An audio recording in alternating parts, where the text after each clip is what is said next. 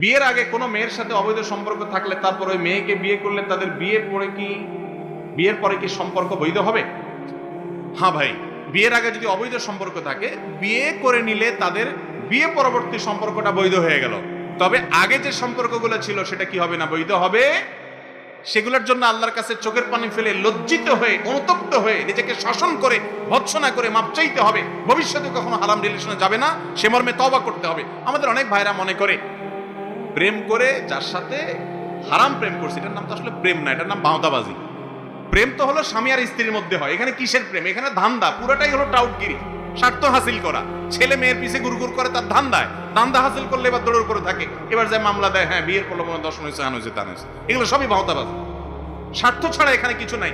প্রেম মহব্বত গদগদ করে অনেক কিছু দেখবেন, মূল জিনিসটা হলো স্বার্থ, এছাড়া আর কিচ্ছু না। এগুলো সব প্রলেপ, শয়তান আমাদেরকে বিপদগামী করার জন্য এই সমস্ত ভালোবাসা উতরায় এবং দেখায় আমাদের।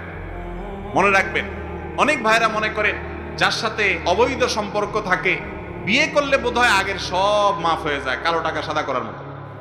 এরকম কোন সিস্টেম। বিয়ে করা যাবে ঠিক আছে, কিন্তু আগের কাজের জন্য আল্লাহর কাছে ঠিকই কি করতে হবে? তওবা করে মাফ চাইতে হবে।